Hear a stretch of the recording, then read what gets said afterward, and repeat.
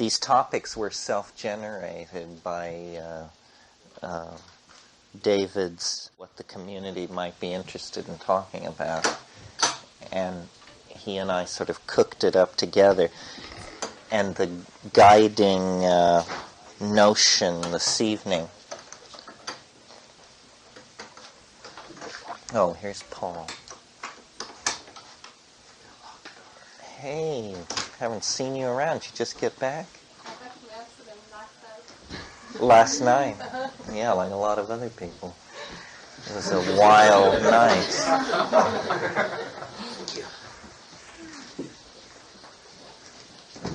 Tonight's going to be really good. Oh, great, Paul. Lock the front door so people won't be coming in and out. Okay. This door, don't walk through it. You think you want to go through there, instead go around to the other one. That was very helpful.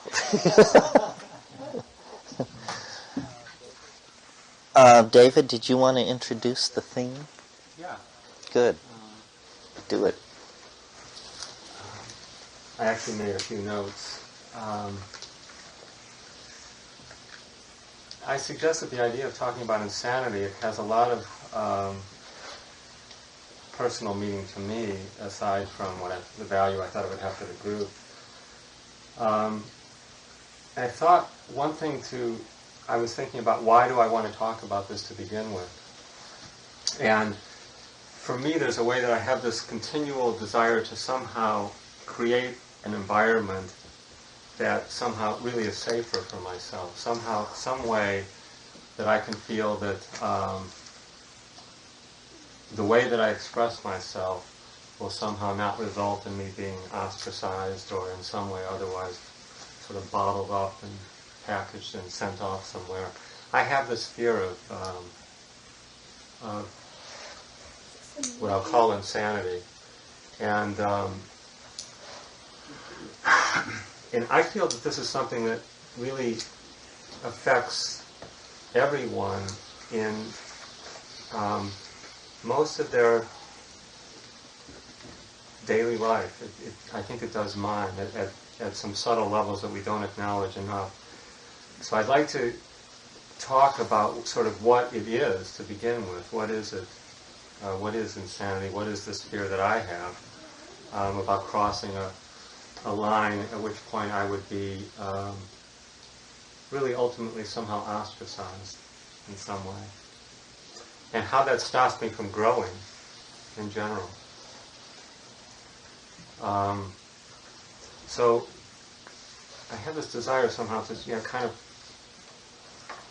expand my own awareness, other people's awareness enough to allow, so that it would allow more for myself, and that I would feel in some way more free to explore areas that are frightening to me otherwise to explore. And I wanted to mention a personal example for me. About 2 years ago, for those fortunate or unfortunate enough to find me, I could be seen in the garden at Esalen talking about God in a rapturous way.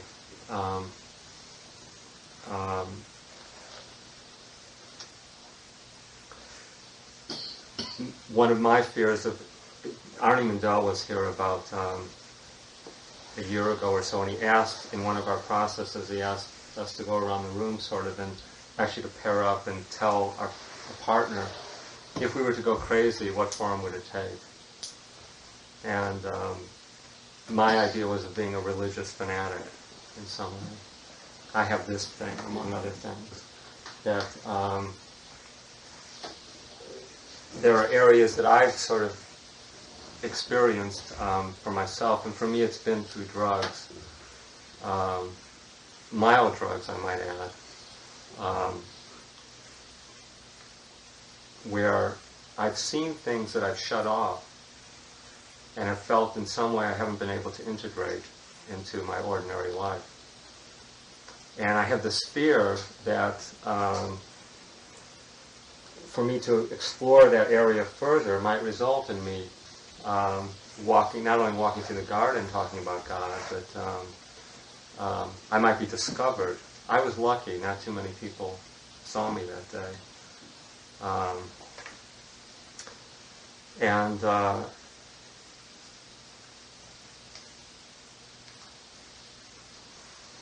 I think that there's something in general taboo about behavior.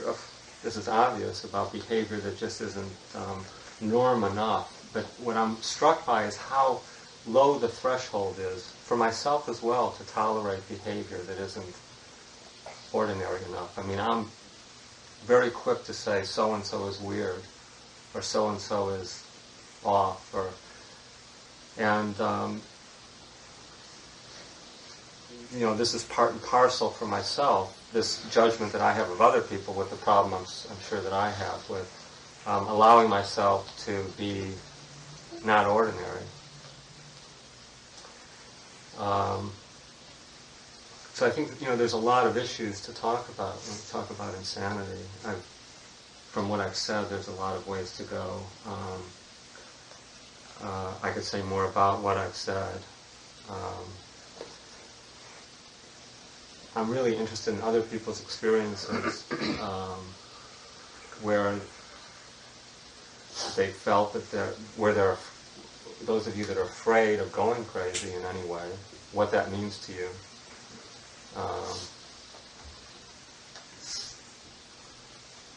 I find, as I'm talking about it now, I feel vulnerable even, talking about this experience, which I'd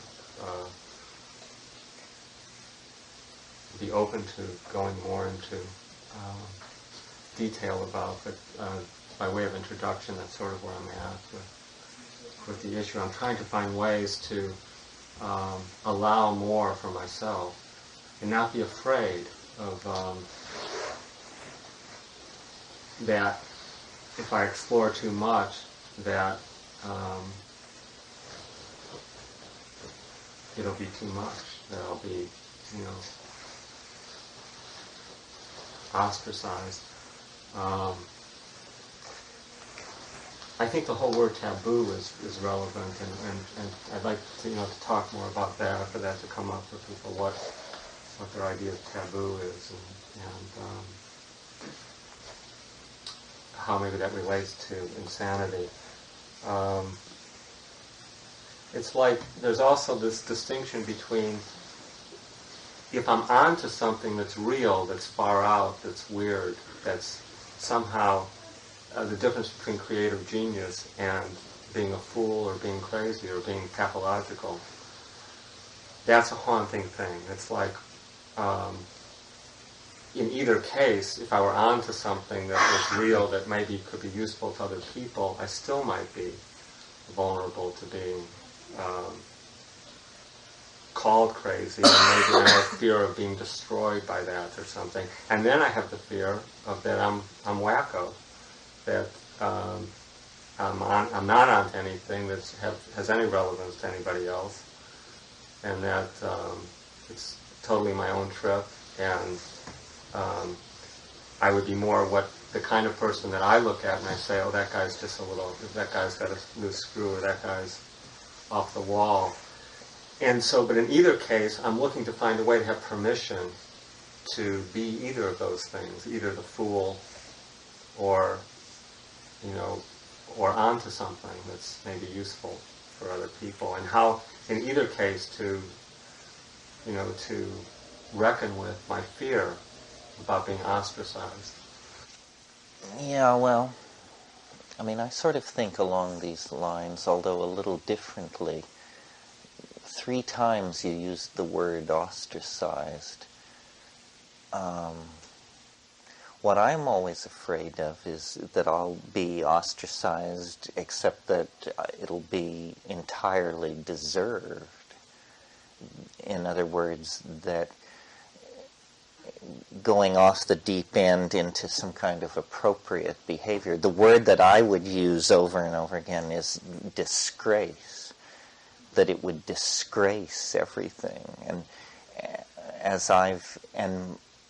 it's gotten weird for me because there used to be nothing to disgrace because there was no reputation. Now I'm always aware that, if I go bananas, then people will say, what happened to that guy? You think this is good? You read these books? Did you hear how this guy ended up? So then it's all ruined. It's like they're saying about Woody Allen, his entire work must now be reassessed. And you think, oh God, what if that were me? Your entire work needs to be reassessed. And it's interesting to think about madness, or what we're calling madness. I mean, the religious thing is the one that overcomes me or overcame me. That's how I imagine I would go. And even as it is, I'm practically a repent, the end is nigh person. I mean, it's all couched in, we have the computer and the mathematics and the dazzling, rhetoric. But it's basically the end is nigh rap of some sort. And yet I'm very intolerant intellectually. I mean, there are perfectly harmless, functioning people that I, in my own mind, consider crazy simply because of what they believe. I mean, one way of thinking about crazy is it's just you have looser rules of evidence than the rest of us. So, and in a society falling to pieces like ours, where nobody has a very firm grip on what's going on, if you're nuts, but you're not sure you're nuts, you just have to get 10 people to believe you, and suddenly you're a method, a school, a point of view. You're not nuts anymore. You're invited to teach your insanity and show others the way. But I think there's an unmistakable threshold that I think people who are insane in the way that you're concerned about and that I'm concerned about know it. It's not something, and I think Dick was the great exemplar in this area. I mean, he was nuts and he knew it. And he managed it and worked with it and got juice out of it and was sometimes overwhelmed by it. Because it's a feeling, don't you think? That it transcends intellectualizing. One can believe all kinds of odd things, but there's a certain existential intensity that overcomes you, and then you are crazy or insane because it's almost like with psychedelics or practices that are very powerful, you do begin to rise through some kind of spiritual domain. But if you're unbalanced slightly to one side or the other, you'll start to skew, and it'll get worse and worse, and it will feed back negatively into your life. And insanity is a kind of like a divine madness of some sort. I mean, it's not clear what it is exactly. I mean, I think people really do touch extraordinary states. I'm not a psychotherapist, so I haven't seen like hundreds of people who were diagnosed as mad. But these people who go off the deep end with religious ideas and so forth, it seems to me there's more going on than a disintegrating psychology, because it's always accompanied by events in the real world which reinforce the crazy assumption. It's like, from the point of view of the person who is undergoing this, there's ample evidence always at hand that they're not crazy, that this is really happening. I remember when I was at my most unreclaimable, one of the things I would do, it was in the Amazon, and very fortunately, because modern mental health care delivery systems couldn't reach me, And so I survived it, but otherwise I doubt that I would have, because when they drug you and interrupt these cycles of whatever this is, then it's very hard to ever get straight again. But the form that my madness would take, I mean, on one level, was I would go alone into the jungle, and I could call butterflies to me, which was a strange thing because I had earlier made my living as a butterfly collector. And so I would just, like St. Francis, I would go out and hold up my hands, and the butterflies would come and descend, and walk on my hands. And I would, oh yes, no, this happened. I mean, nobody was there but me, but... And, we can even create an explanation that I was able to generate an odor or something that brought them in. But so then I would have like an epiphany. It would prove to me my divine nature and my divine mission and so forth and so on. And so then I would sink to my knees, the butterflies surrounding me, and weep with ecstasy that I had been granted this sign, and then weep a little more, but then the mind would begin to wander, and then I would think about how but nobody else is getting the benefit of this miracle. And so then I would dry my tears and go look for somebody to show this to. And then I would take these people who were by now fairly concerned about my state of mind anyway, and I would insist that they walk with me into the jungle, and then I would hold out my arms to the skies expecting butterflies to descend and envelop me, and of course nothing would happen. And then people would just turn away, aghast at such a display of hubris, ego, fucked up, delusory, just that you'd lost it, you would become unbearable, egomaniacal. And then you say, but no, listen, it's really true. And then it's even more pathetic. And so there are, cycles of distancing that go on. I don't know. I think in the course of a life lived to its fullest, most people have passed through these places on some level or another. Is that generally agreed upon? Is this totally wild territory to everybody here, or no? No, it's pretty, But I'm raising the issue of leaving, not exactly passing through, but, for myself, leaving something unresolved that still needs to be integrated. And I imagine you have this with places that you've been to, Terence, where there's, in some way, it's not resolved, and to go, and my fear is to explore too much is a ticket to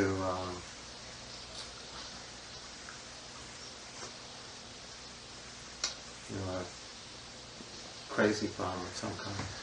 Well, leaving consensus.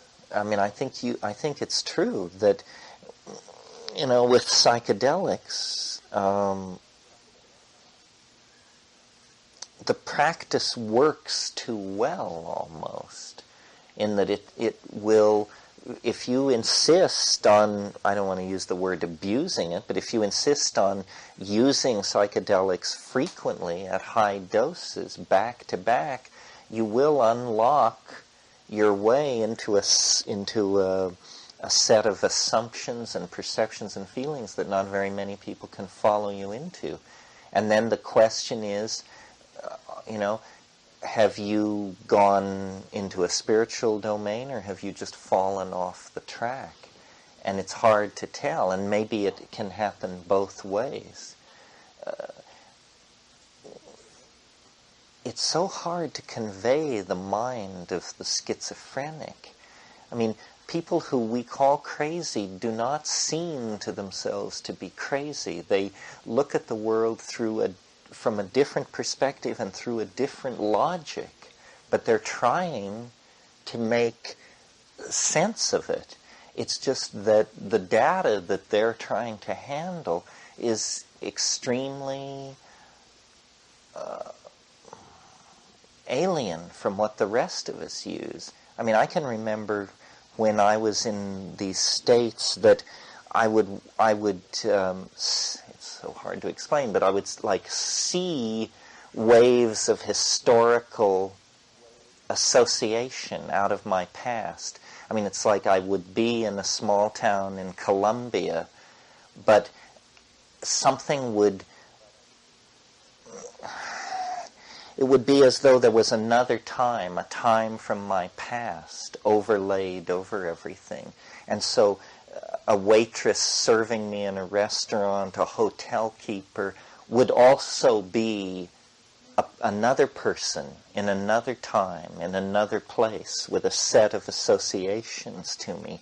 And I had a friend, actually, who became schizophrenic and did get electroshock and the whole 9 yards. And he said, what you have to do, what you must do, is learn to shut up. Do not run around. And there's a compulsion to confess as well. This is not easy because there's something about these perceptions that have to be communicated. And yet when you communicate them, people are appalled. They do not know how to handle it. I remember when my brother did what he called turning inside out. And, he didn't know whether he was Agnes or Angus. And there was some intimation of some psychosexual transformation. It wasn't clear whether it was like a transsexual operation or the metamorphosis of an insect or something else. And, he's saying this, I mean, I don't know. I suppose we can multiply these examples endlessly. In thinking about this talk,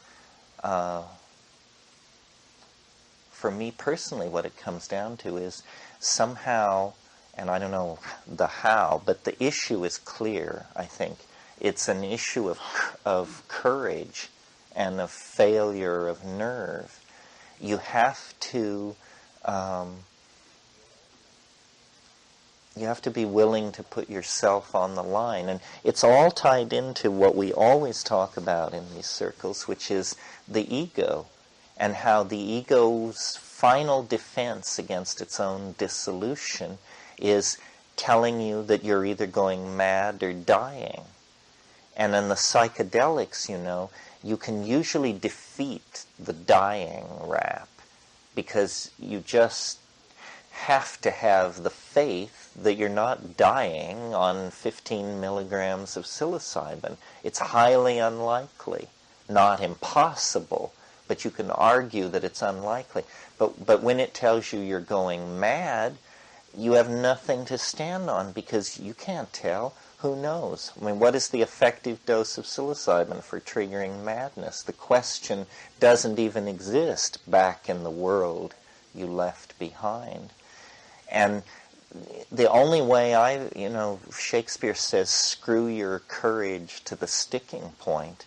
The only way I've found to deal with this is the rough, personally speaking, the absolutely rough, straight-ahead way, which is after putting it off and putting it off and putting it off, I finally just say, oh, fuck it, do it, as if that's what you want to do. If you want to destroy me, do it. But it requires, it's a kind of recklessness. I can't find a calm place in which to meet it. I can only meet it if I force myself to assume that it's going to leave me high and dry. I remember a psychotherapist who I don't want to name, but who used psychedelics very extensively for years and years and turned on hundreds of people and with combinations and all kinds of stuff. Toward the end of his life, it grew harder and harder and harder for him to take it. And when I asked him why, he said, I always have bad trips. And we talked about it. whether that it was, that just a lifetime of tripping other people had done this, or whether maybe as you pass a certain age, it doesn't do the same thing, it becomes darker and darker, or whether it was something in his personality. I really resist the idea that you could ever get to the place where you say, as some people love to say, psychedelics, I took them. Don't need them anymore. Learned what it has to offer. But one reason, one excuse that I use in my own inner rhetoric is that, sitting here in this moment, I can really strongly imagine what it's like to be stoned on any one of these things. It doesn't feel remote to me anymore. And I don't know whether that's a delusion, an excuse for not doing it, or whether my thresholds are getting lower. I don't know. I was in London a few weeks ago and at a party, and I was the guest of honor, and they brought out last year's Welsh mushrooms and made a big tea for everybody, and the hostess said, it's just almost like a gesture. I mean, there are so many of us and so few mushrooms, but we'll each just get a little bit. Well, so I was first out of the chute, and I was, I don't know whether it all pooled on the top in one place or what was going on, but I just sat down on the ground, and this guy who said, some person of great reputation who said he'd wanted to meet me for years and years, was sitting in front of me trying to get to know me. And finally he said, "You're flaming, aren't you?" And I said, "Yes, I can't carry on this conversation. I just have to hold on to the grass." Well, I don't know what all this means. I don't want to become afraid of it, and I blame myself. I don't think the thing has a negative edge unless you've somehow come out of jiggle with it. And I don't know whether that means, what does it mean if it becomes harder and harder to take these things? Does it mean you're getting out of balance? Does it mean you're just getting older? Where should the blame be put? And then what can you do about it? The only thing I found to do about it is stop running and turn and face it. But each time I do that, it seems to require the very limit of my courage. And I don't know how long one's courage lasts. Maybe it's not a bad thing. I mean, after all, people who climb mountains, like Mount Everest, they don't do it till their dying day. At some point, they, knock off and become a consultant for a sportswear manufacturer or something. Well, what does anybody else think about any of this? I'm getting agitated. Oh. I'm getting really agitated because, I don't know even what you're talking about, except that you're talking about having your mushrooms and you're having these experiences. And I've never taken drugs in my life, ever. And I've had just normal, or just abnormal, kind of breaks since I was 15. And I'm having these things, and I'm not eating anything, it just comes on, and it's very scary for me. And from the time, and David, I really feel for what you were saying, because I'm scared to death. Because since I was like 15 and, in high school, and then they sent me to the hospital, and psychiatrists got hold of me 35 years ago and did a number on me. And, quickly I learned that when the experience comes and that I get scared, I go back to that doctor, and I did that until I came to Esalen 7 years ago. And when I came here, I came to meet Dick and work with him, and I asked him to work with me, and he took me under his wing for 6 weeks and worked with me every other day. And what I had then, David, was I had permission to go through it, and he was going to be there with me. And then Dick died. We hiked Monday, Wednesday, and Friday. On Monday, he said to me, "Are you ready to go up here by yourself? Because, pretty soon you have to go alone. And I said, I don't want to go alone, I just want to be with you. And then on Wednesday he died. And I'm haunted by that because, I keep coming back to Esalen, and they say, well, Dick's dead now, this is not the place for you to go through that. And I said, well, where in the fuck is the place to go? Because there's so many people here that want to go through to this other side. I don't want to do it living in my van on the streets in San Diego. It's not about me telling people my experience. Sometimes the actions look pretty bizarre to the people out on the streets, and I get to the point where then they, they're alarmed and they call me back. Right, and I'm not walking around telling them that, so it's like, okay, if I'm living away from Esalen, well, even at Esalen now, because last year I was having a break, and I went to jail in the lodge, and I was really scared, and I was reaching out, and she said, well, why don't you go to a movie in town for a few hours and then see, and that was the wrong thing to say, so I terrified and somehow ended up in San Diego in the hospital, got on some new kind of medication, and that's been the pattern too. But when Dick was here and I felt like there was, a support to go through it, that felt okay, And then now when it comes up, I do get scared, and I don't go through it like you just suggested. I go back and, take a drug. And I haven't been on a drug for 10 months now, and I'm back here, and I'm terrified that when it comes up, I'm going to have to run away. I don't feel a support anymore here. And what haunts me is that Dick wanted to have that. That was his dream. I know he's dead and it's not his place anymore.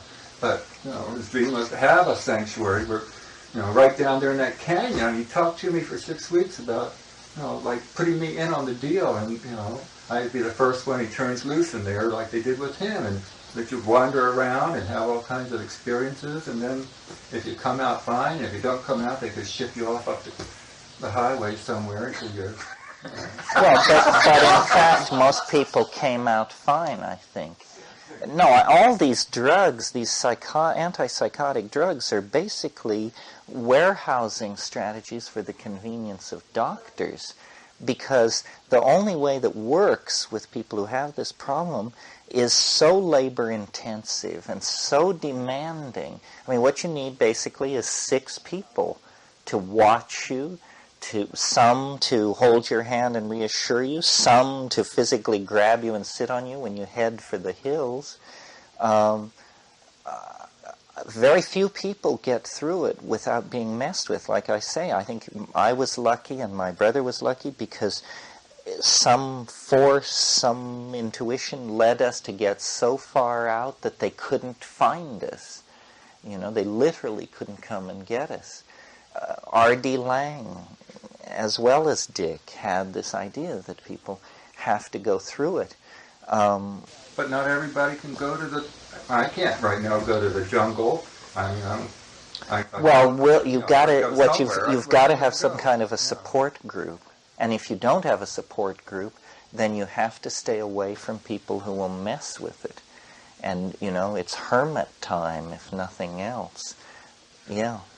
There are several places now open. One is called Pocket Ranch in Geyserville. It's $475 a day, and I've been crazy since I'm 15, so I can't even get insurance that would even pay for that. So it's kind of for people that are rich. No scholarshiping?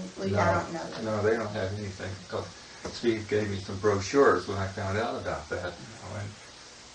And Medicare doesn't pay for that. I'm on disability for psychiatric problems, from Social Security, and they don't pay for shit, which is good in a way, because I don't get too many drugs that way to cover it. Well, it's hard to tease apart whether you've got... I think it's amazing to me that at Esalen that we're discussing insanity. It's even, I think, a kind of an old-fashioned word. You'd think this would be the thing they would have worked through here. Isn't that what... it was Steve who said to me once, you'll understand this place a lot better if you think of it as a kind of hospital. And I've, looked at it like that ever since. We have all these therapists. The greats have come and gone, of 3 schools now, and we don't understand it. So what can we expect from the rest of society. I mean, when I was schizophrenic, if this is what we're talking about, my feeling about it was, and maybe this is, if not true, a delusion worth playing with, is I thought, what we call mental illness, what we call schizophrenia, and what we look into the body or the mind or the personal history or the dream state to try and understand and possibly cure, it's not like that at all. It isn't if you're the person who's nuts, it isn't your problem. It's something that's happened to you. Not more fundamentally than catching the flu. It's like you just happened to step in some cosmic doo-doo, and now it's on the bottom of your shoe, and everybody's pointing at you and backing up, but it isn't your fault. It was just happened to be in your path. It's a kind of, it's a horrible piece of luck, unless you can turn it to your own advantage. And what that means, I think, is obviously integrating it. Well, then how do you integrate these things? I think it has to do, again, a lot with where you start from. Just speaking from my own personal experience, what saved me was my cynicism, that I didn't believe in anything, never had always thought believing in things was a bad idea. So then when this whole cosmos of beliefs was handed to me on a platter, I just simply said, maybe, I'll act it out, but I won't believe it. And I think that had I been a good Mormon, a good Catholic, a good Buddhist, a good something else, then I would have been lost, because I would have traded whatever it was I believed for the new set of beliefs. As it was, I just said, what's this? Beliefs. I don't do that. But I played with it, and somehow the playing with it was able to depotentiate it. I had a conversation with someone very recently who, by ordinary standards, I think would have to be considered nutty as a fruitcake. And, they could hardly speak of their condition without being swept by an emotion that was so intense that it reduced them to tears, And I said, if you're going to be this nuts, you should enjoy it more. It's too, and they said, I am enjoying it. And I said, well, I'm not enjoying it because you're just projecting such an emotional intensity that it makes me very nervous. And I think I speak then for the sane general masses about that. What makes it hard for the person who's going through this is that it's so hard for other people. I mean, it's freaky to be around somebody who's crazy.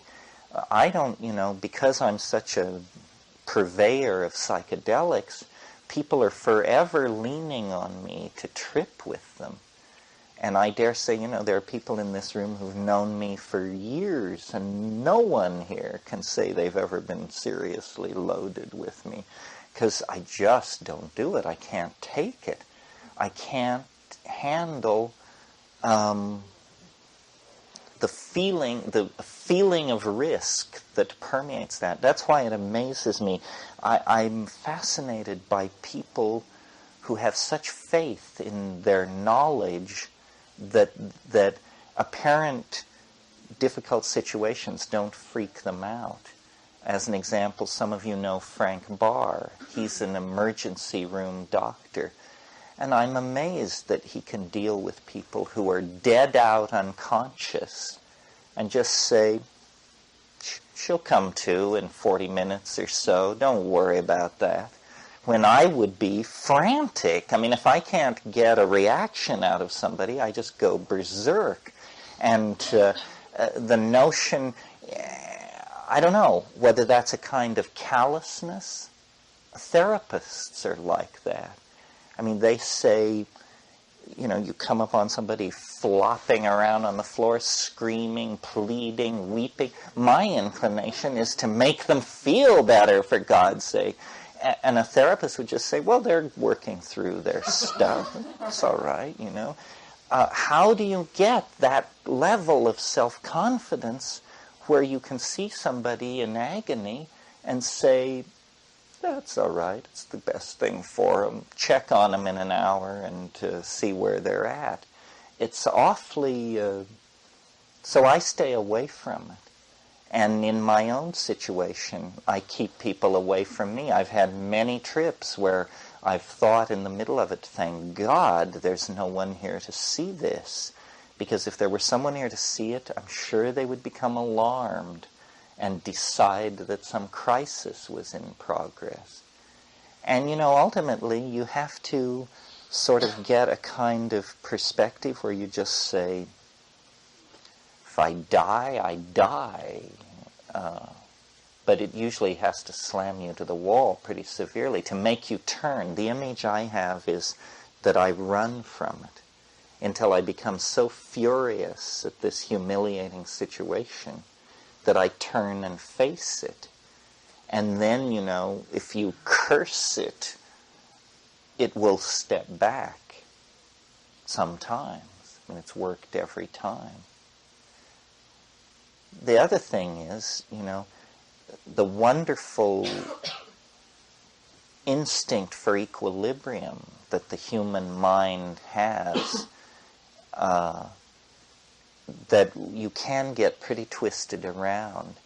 And if you'll wait 24 hours, 72 hours, 10 days, 6 months, it will restore to equilibrium. I'm puzzled by the cases of permanent raving madness, and I wonder how common they are. It's all messed up in this society. I mean, I can show you psychiatric residents who have never seen an unmedicated schizophrenic in their entire life, because they just do not encounter people in that state. What they deal with are people who come in and been given drugs and kept on drugs and drugs. That's the whole dynamic. Terence, I'm just thinking about the last person here that the community really got behind, sitting poor through a state of this. I'm wondering how much to say because she's not here, but perhaps the reason we don't know more about this is, as you say, how many psychiatric residents have ever seen somebody who's not on a caretaking drug. Mm-hmm. And the amount of energy it took for the community to mobilize to take care of this person was pretty overwhelming. Mm-hmm. It takes a team of 6 to 12 people. Day in and day out. Day in and day out, and this went on for 10 days or so. Mm-hmm. 30 days. 30 days. And was there a resolution that was satisfying? There was a resolution of sorts, but the thing that I was most impressed with is in a psychiatric ward among people who didn't know the person, you would have assumed that all these associations were meaningless stuff, and that the person had been in, and the review of the material, it all made sense in a particular way. And that would be completely missed. There was definitely a way that a lot of stuff was being worked through, maybe not to satisfaction, but on some level, that you couldn't possibly know unless you knew this person very, very well. Yeah, that's exactly what I saw with my brother. I mean, when my brother went bananas, I sat, and, it was a complicated case because there was something wrong with me in the sense that I didn't sleep for 11 days. But he raved day and night. And what in every single thing was, or to my mind, at least 90% of it was incredibly interesting and revelatory. He imitated every relative. He imitated music teachers, not dealt with since age 6. He revealed vast scenarios of stuff going on in the town where we had grown up together. Well, if he had been straitjacketed in a ward somewhere, they would have just thought that this was garbage, and what it actually was, brilliant, insightful, almost literarily deep stuff. And the other thing is, I've always thought, that a mental ward, I don't understand the thinking of the psychiatric community. A mental ward is my idea of an environment designed to drive you crazy. I mean, because crazy people drive me crazy. Just one who is very slightly crazy is unbearable. And to be put into a ward with people wandering around, and I really think it's a pheromonal, I don't want to go as far as some people have gone and say that schizophrenia is entirely a pheromonal disorder. But do you know what I'm talking about here? Well, some people say that that we have left over from earlier stages of evolution all kinds of physiological systems that produce odors that we are not consciously aware of, but that set the ambiance for social interaction, because we are, after all, social animals. We're as social as honeybees or something. And all social animals regulate behavior through pheromones. And it's known, for instance, that when a person walks into a crowded room, instinctively the first thing they do is they take a deep breath. And it's thought that this is a whole bunch of chemical messengers are coming in saying, people have been drinking, one couple isn't getting along, somebody's on the make, so all this stuff is going on, and you get this gestalt in one single moment.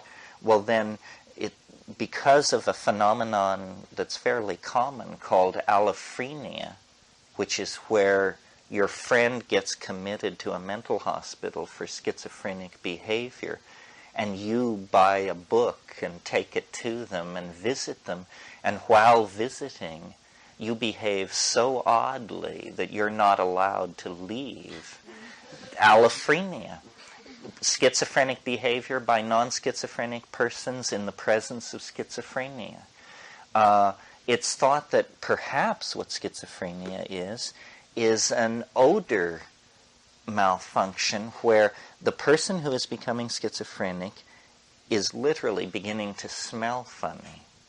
And this causes the people around them to begin to send the wrong signal, which begins to activate anxiety in the schizophrenic person, which accentuates the production of the pheromones. So then people start saying, that guy's really weird. He's so weird.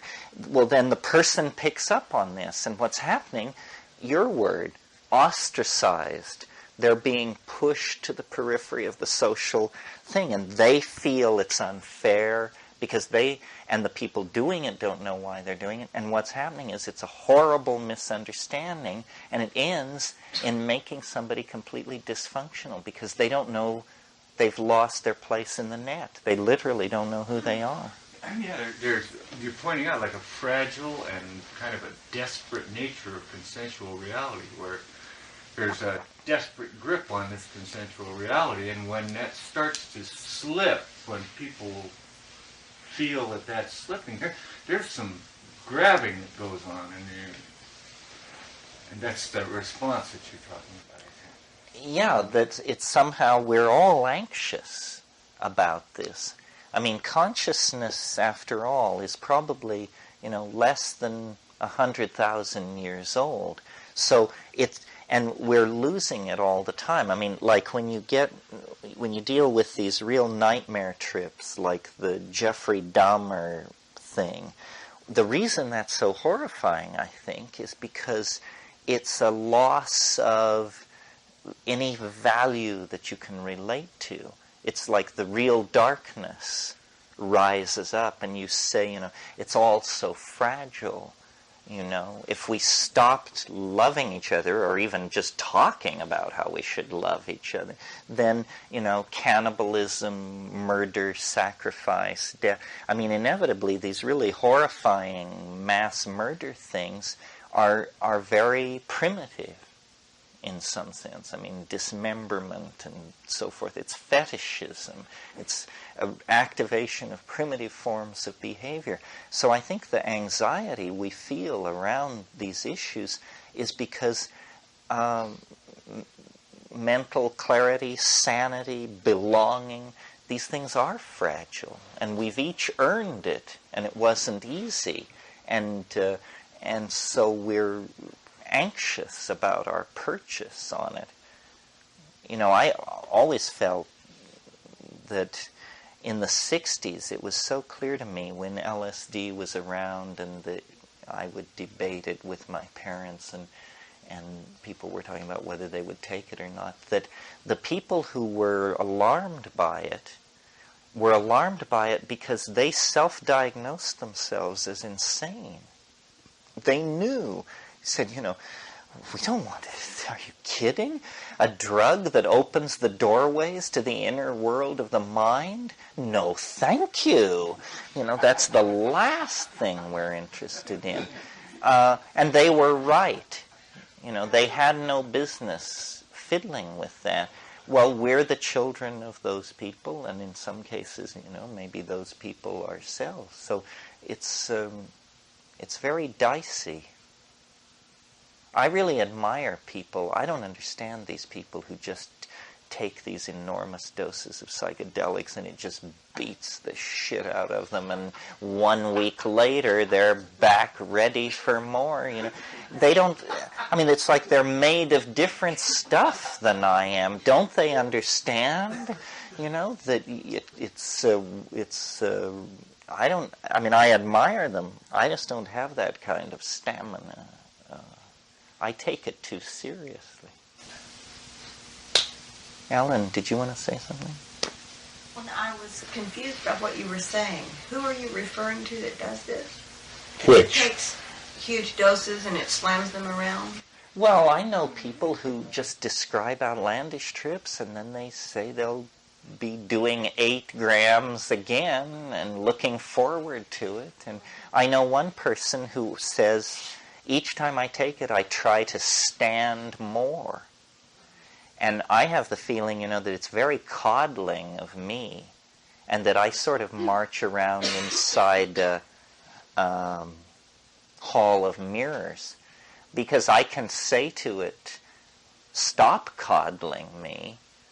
And after 30 seconds of what happens when I say that, I'm saying, coddle me, enough already. You know, because it begins to go fugue-like and lift these veils, and you say, oh, you know, it's, I don't know, maybe I read too much H.P. Lovecraft as a kid, and it contaminated my categories. Yeah, it's something that David said that is sort of away from psychedelics, but on this vein of discovering something that maybe I keep myself from. Some, not just your normal discoveries, you know, but those real choice little cherries. And somewhere I have this, it almost seems like it's a tape that says, well, if you know that, and if you claim it, then how will you fit in the rest of the world? And it's like a stop measure. I don't know how to explain it, but when you were talking, I was really getting that, and I was hoping I could share it. And, you know, I haven't ever really talked about this with anybody, so it does feel vulnerable. But aside from that, it seems like there's something that is remembered when I have a revelation, or when I really understand something, you know, like I cognite with something. It almost feels like it's a memory that's come back. And again, I'm speaking of, I don't even know, of the real choice mysteries that, kind of keep ourselves from somehow. And I don't know, I guess I just wanted to share that, but maybe what experience have you had with that? But that's a positive, it's an uplifting experience, right? The stopping isn't. Talk more about the stopping. Well, I guess I get to a place that is almost like, what I see are lots of different past lives. I don't even know if they're past lives, really. I can't even categorize them as that, but I see different symbols and different relationships to civilizations. And, just kind of I sense things that I knew, or things that, were available. Things that are available to all of us on a even greater scale. Sort of some universal, or even, some people call it the Akashic Records or something. But not to be too much in that vein. And I'll start to grasp it, and I'll start to maybe claim it or understand it, and then I'll get this. I'll get sort of this imbalance going, or maybe it's my thought that if I have it, then I won't have this place in the world, or I won't have a place in the world that nobody else is like me. You mean that you'll learn something that will set you so apart that you'll not be able to fit into the world? Yes.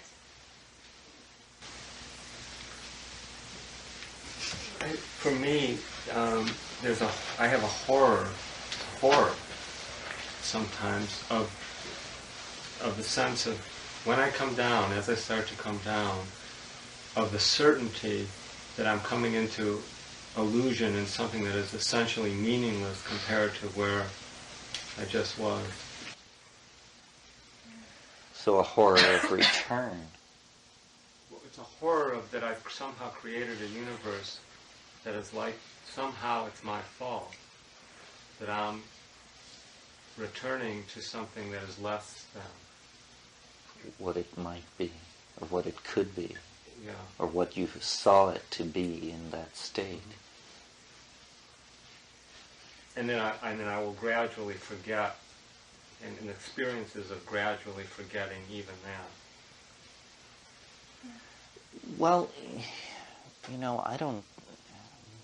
Maybe we're a special slice. I mean, there is the notion that, first of all, it's a monkey brain that we're operating with here. Nowhere is it writ large that it can actually encompass the truth. I mean, why should it? I mean, do we believe that banana trees perceive the truth? They're flatworms, so why should monkeys? So then if you're into these consciousness expanding techniques, whether they're just simply paying attention or using psychedelic drugs or something else, then you actually get to a place where there is, it's like an abyss of knowing. It's like,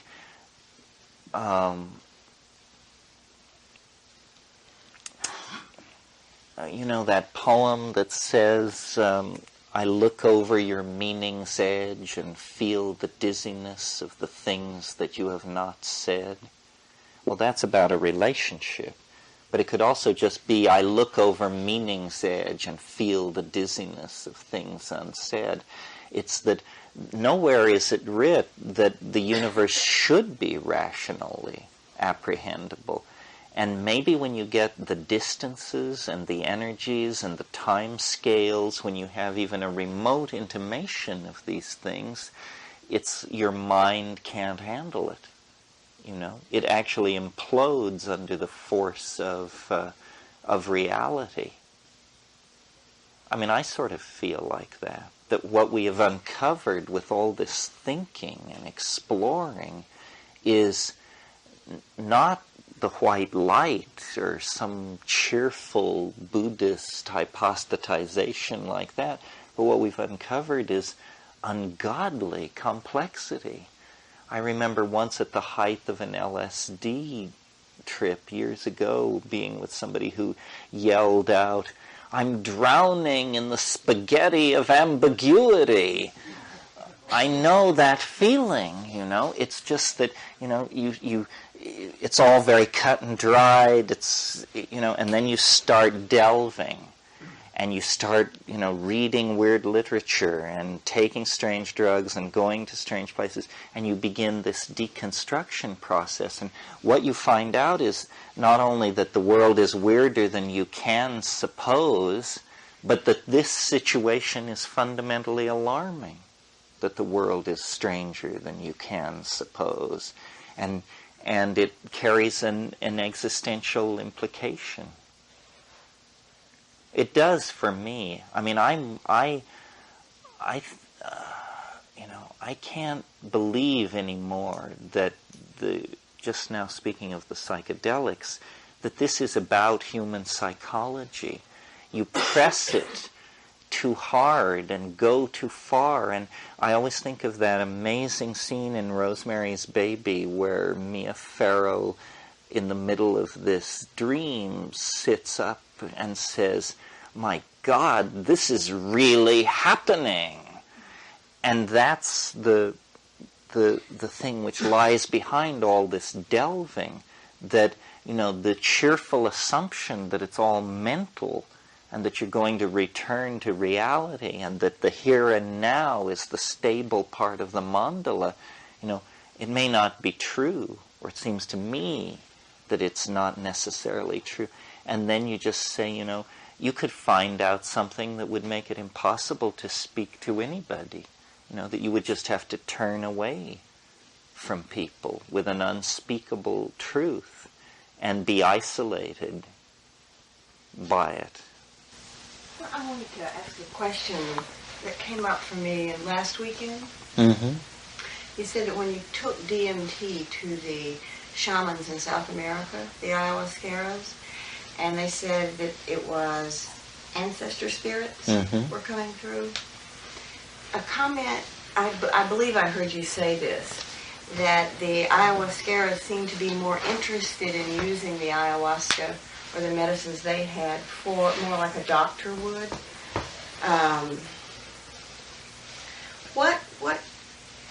That is how I've used them. I would say more like helping someone. And how you use them is more for an inquiry, like to ask a question.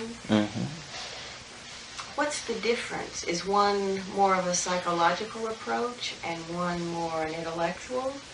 I'm curious. Well, yeah, one is a shamanic approach because the center thing of shamanism is healing.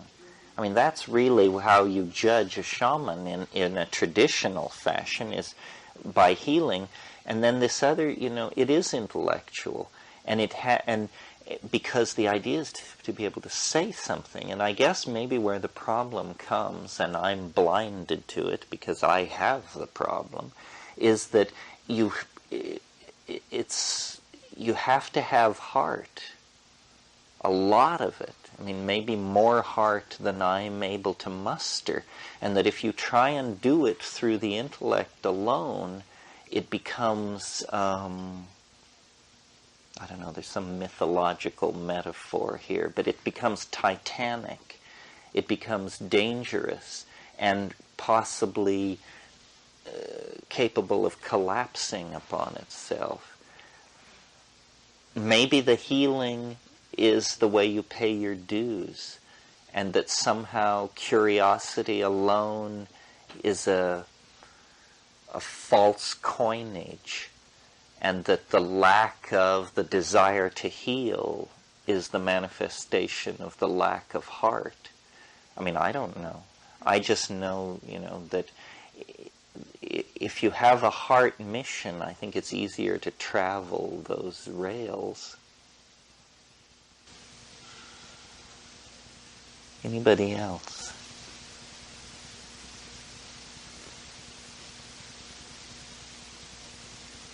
Yeah. I was just yesterday confronted with this accident on Highway 1 here, which was pretty major. And somebody died in a burning car wreck. And the ground process, I realized that how traumatic that was for me. And like how the whole day before I was kind of like everything turned gray, and I was really trying to get out of it. And it reminded me of, not only for myself, but like sometimes you see something that's just like so horrible, we feel you have seen too much and it makes you insane. And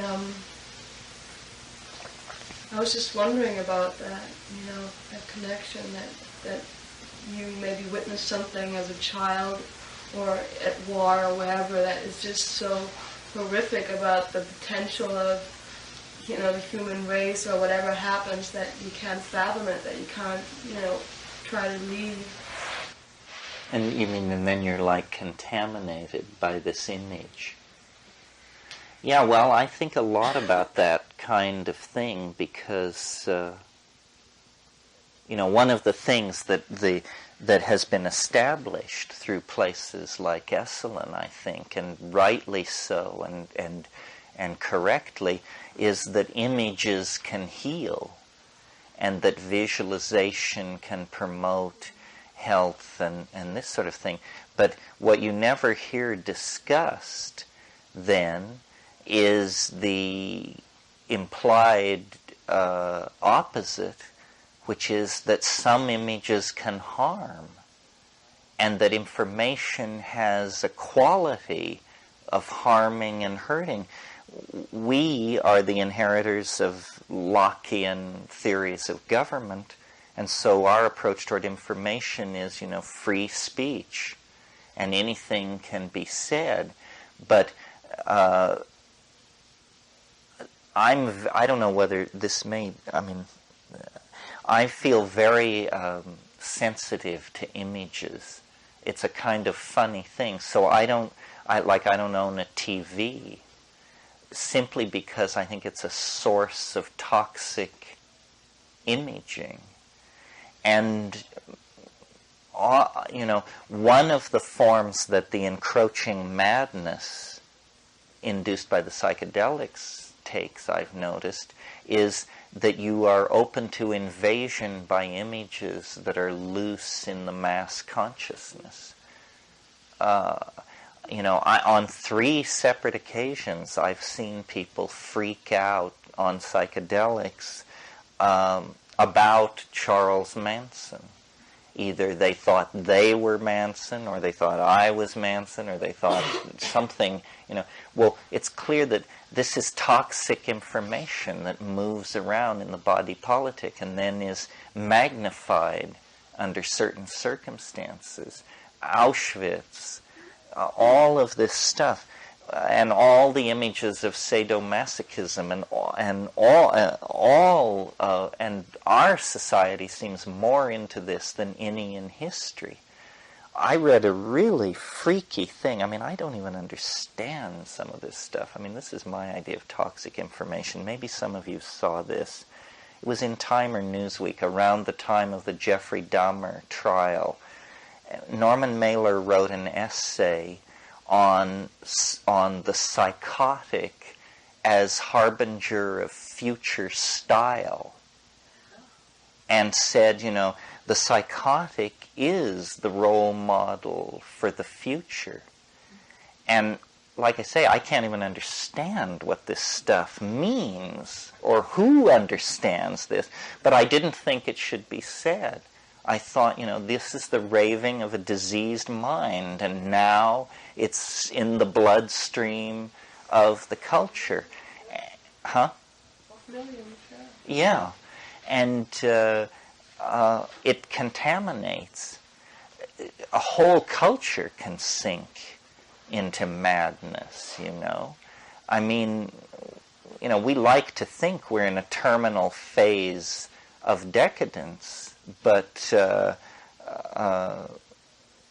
the Roman Emperor Heterogabulus used to castrate his lovers and hurl them out on the front steps of the official residence to be found in the morning by the street sweepers. We have a way to go before we get to those places. But still, maybe it's because of Freud and Nietzsche and all the bad boys of the 19th century or something, but we really have pried open a fairly toxic aspect of ourselves. And in the name of facing ourselves, we tend to make ourselves more ill, I think. I've always had trouble with Stan's theory about the unconscious, and I can't go to those slideshows with the crazy, I can't take it, and I don't know what that means about me, whether it means I'm sensitive or feel threatened by all that stuff, but it just seems to me unnecessary and unhelpful. Yeah. I found that to be true too. 6 hours of that type of slideshow was too much. Well, and when you hear about somebody like Salvador Roquette, who will take, a room full of Jewish women from Yonkers and give them 500 micrograms of LSD, and then show Auschwitz, army footage of Auschwitz, you think, this is my idea of hell. This is exactly what I don't want to get near, and would expect to emerge from severely impaired in my personal progress, This is kind of a downer, isn't it?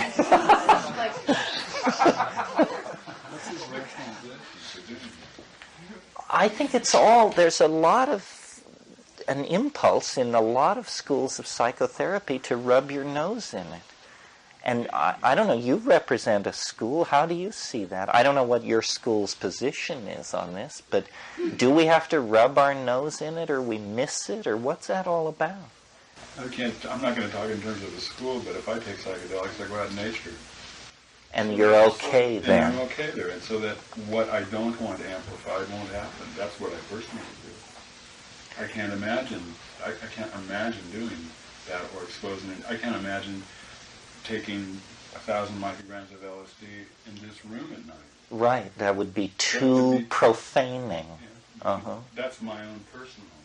But it isn't, you can never insulate yourself from it. I mean, I've had trips about nature that are sort of along the lines of, the life cycle of the alien.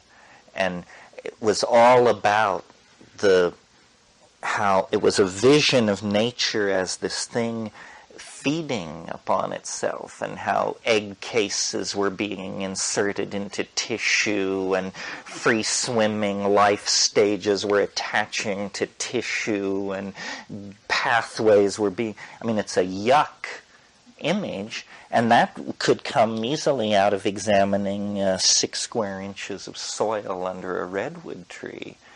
It isn't always affirming. It's like there's a balance in your own perception that if it's thrown off, a sunset can drive you into despair. What is the general... I mean, there's a lot of expertise in the room.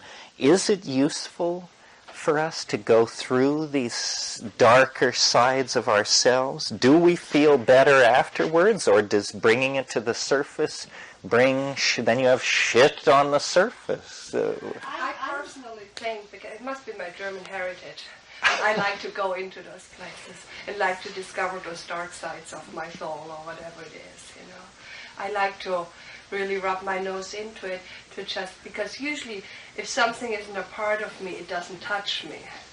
Uh-huh. So if something touches me in a way, I like to go to the root of it. And what is there when you get there? I mean, what's the experience, in other words, of instead of saying, oh no, not that, my God, saying, oh great, a chance to understand more about myself, and rush in. What do you find when you get in there? I just find that I get a more complete picture of the whole. Uh-huh. Like I feel like I get, the karmic wheel. Uh-huh. Like I'm discovering every aspect of it instead of just heading for the light, and gives me a better understanding of human nature, of the human psyche, of my own psyche. Yeah, well, I think I don't think it's pleasurable. But is it awful? It's awful if you make it awful. It's awful when you put a judgment on it. So the trick is to just not judge it. The trick is to just not judge it and just see it off the other side of the karmic wheel. Well, I think that's what I do, but I feel, it's a struggle to not judge it. You say, oh God, if I judge this, it will get worse. I should just try and ride it through. I'll give a try on the school part of it. Uh-huh. And what's haunting me is this picture of having these women from Yonkers take 500 micrograms and launch this stuff. I mean, there is this modern pop psychology idea, some of which is to the monetary benefit of therapists, that wallowing in this stuff gets you somewhere. Mm-hmm. And my current thinking, which is always, of course, subject to change, is that very fine edge between not denying something and not wallowing in it either. Yeah. Mm-hmm. And that's a very difficult... That's a good point, yeah. Allowing. Yeah. Allowing. That's what I mean. You stay the observer to it. You become the witness to it, and without judging it as good or bad or whatever, it's just. So a kind of detachment. Yeah. Well, even more than that, from the Gestalt perspective, which I'll represent, the edge between wallowing and you don't ever want to deny, but you want to go into something far enough to begin to get a reversal, to begin to get the other side. Mm-hmm. So, from a theoretical thing, I don't know how wallowing would ever serve that purpose. So what you're talking about, though, is coming to a place of balance, right? Ultimately, Well, it's being able to integrate and accept all of the various aspects. Mm-hmm.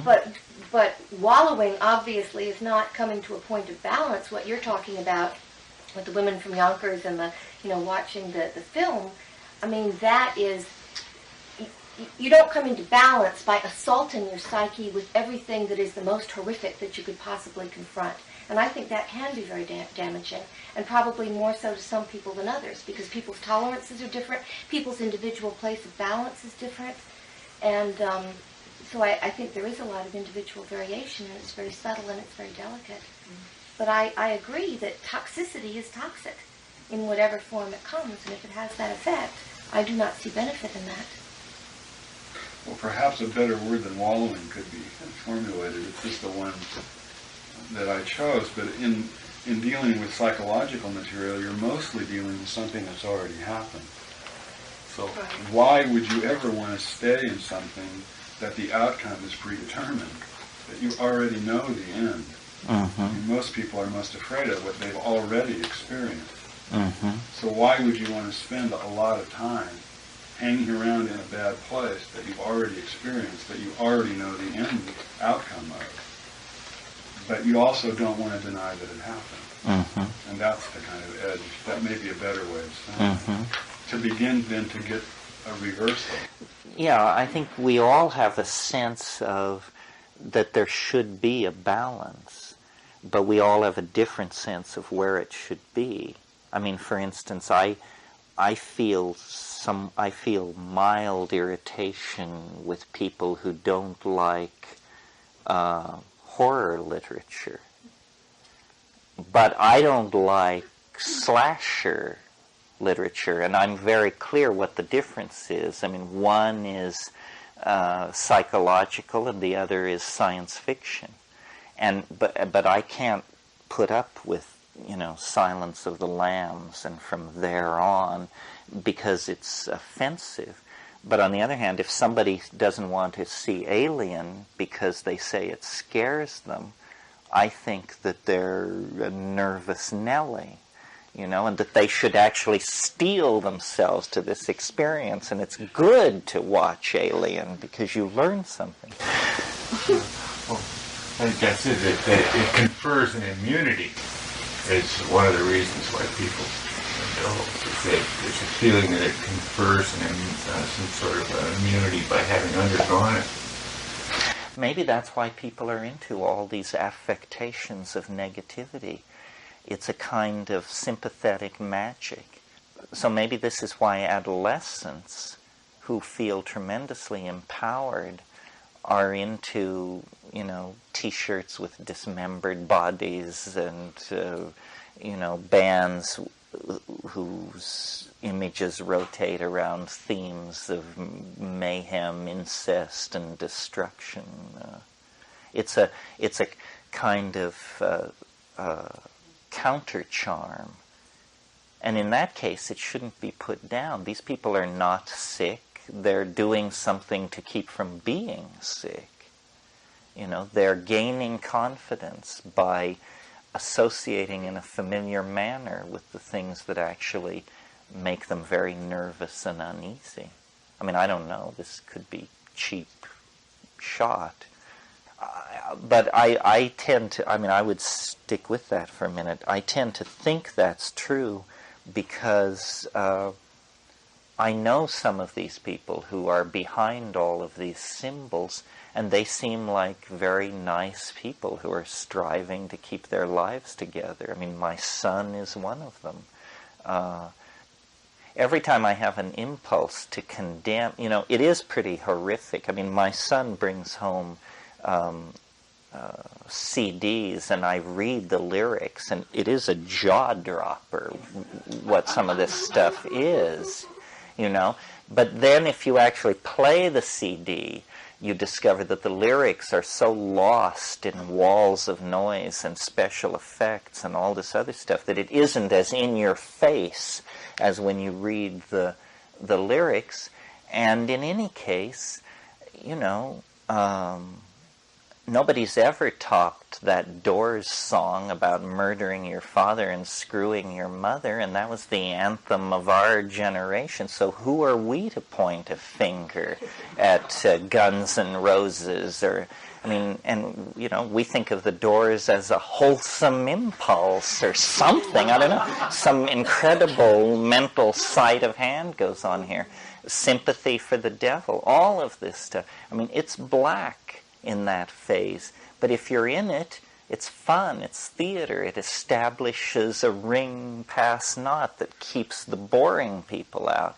If you're on the outside, this is pathological, demented, it leads to mass murder, and it's unacceptable. Well, you got to go easy on some of this. Anybody? Where do you stand to judge anything is what comes up with that. Right. I have a question about Prague. The conference that was held there, not the advertised conference, but the one that was not advertised. What was the outshoot of that, if you can talk about it, as far as the future of psychedelics in this country? And will they be made legal again at some point? Or do we anticipate that? Something's going on. I don't understand. There's some kind of high-level policy review underway. It's hard to figure out what is happening at this moment to motivate it.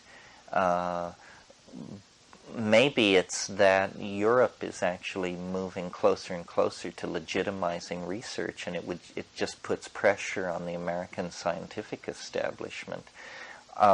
Rick Strassman has been able to do his DMT study in New Mexico.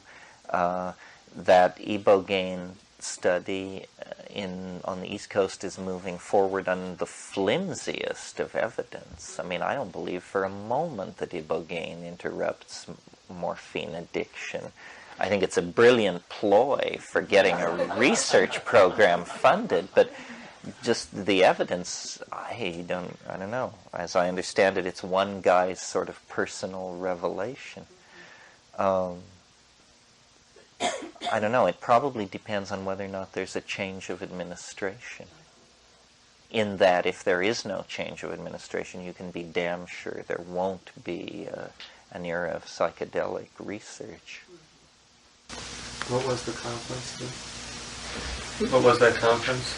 Well, it was the ITA with the International Transpersonal Association, and then there was an unannounced conference headed by Rick Doblin Right. of MAPS, Multidisciplinary Association for Psychedelic Studies. And I was just curious. I haven't heard anything yet from that.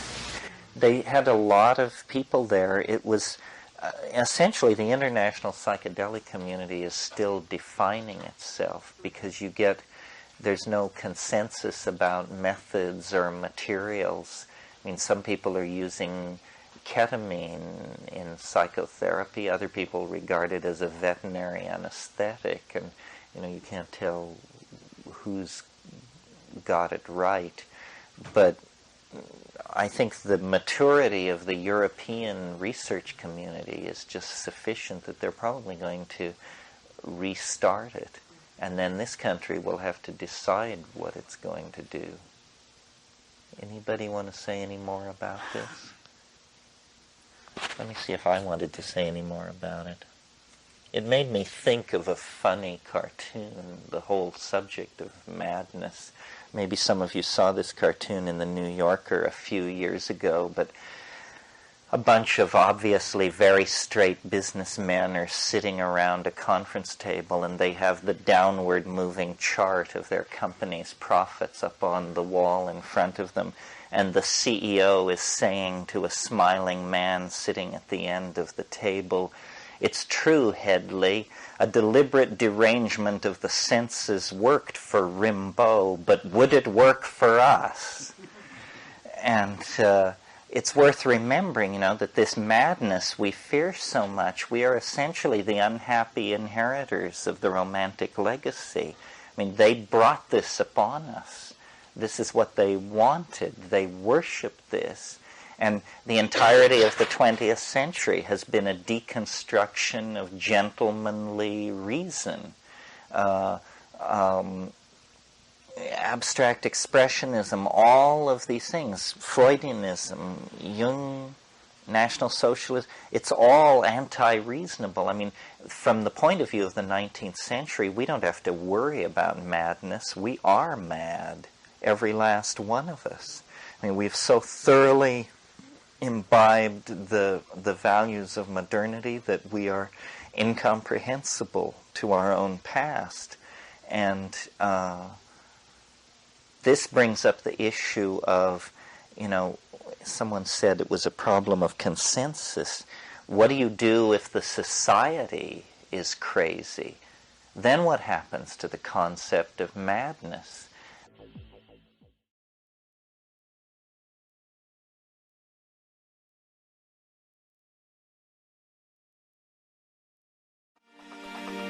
I sorted through, just as I assume you are doing, trying to figure out, taking seriously what Alan Watts and Joe Campbell and all those people, Jung, trying to figure out, what are these people talking about? Is it just abstract? Can it ever be reached? And I sat at the feet of various rishis, roshis, geishas, and gurus. I swept up around the ashram and so forth and so on. And, these people just don't have the moxie. I mean, maybe they've got something, but we don't have 1,000 years to unravel this thing. It is a sinking submarine. Chatter is now out of bounds.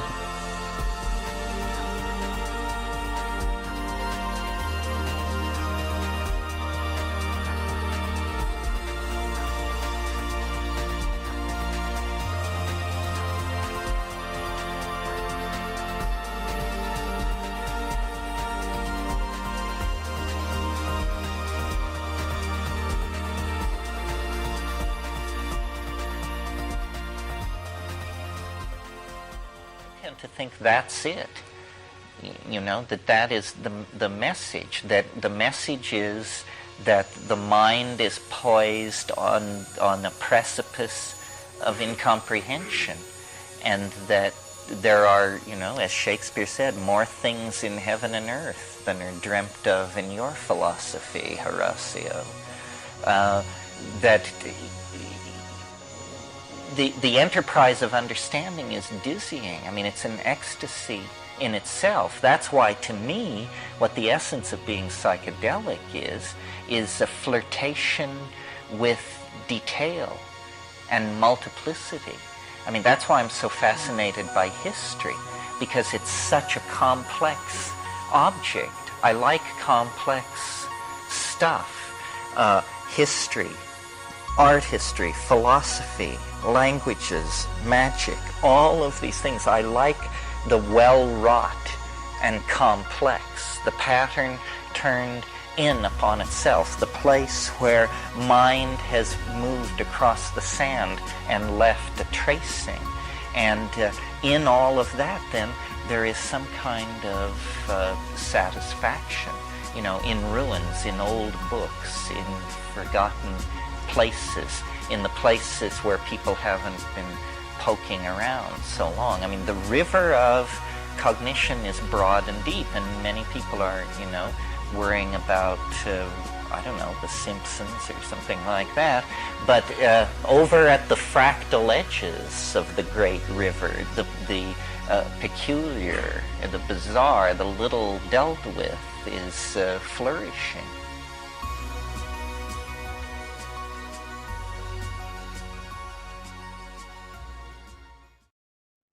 I grew up in western Colorado, and we prided ourselves on being Westerners. Every time I come south, I realize that the place where I grew up was south, but like schizoid about it, and never owned up to the fact that the psychology of North Carolina is more what western Colorado is about than the psychology of Southern California by any stretch. Anyway, not to wander, I grew up in this place, and I was curious.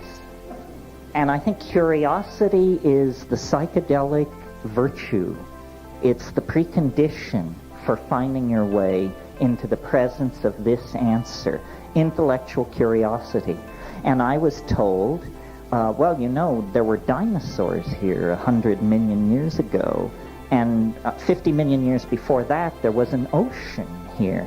And we would go out into the dry arroyos and sandstone country, and here would be these seashells and spiral ammonites and stuff. And I was obsessed with the sea because I had never seen it. I didn't see the ocean until I was 14 years old.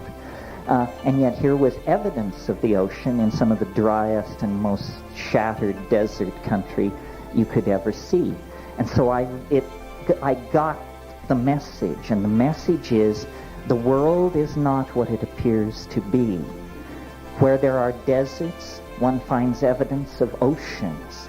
Where there are wastelands, one finds evidence of jungles. And by extension, where there is love, one can uncover animosity and conflict. Where there is hate, one can uncover love and community. So very early I got the notion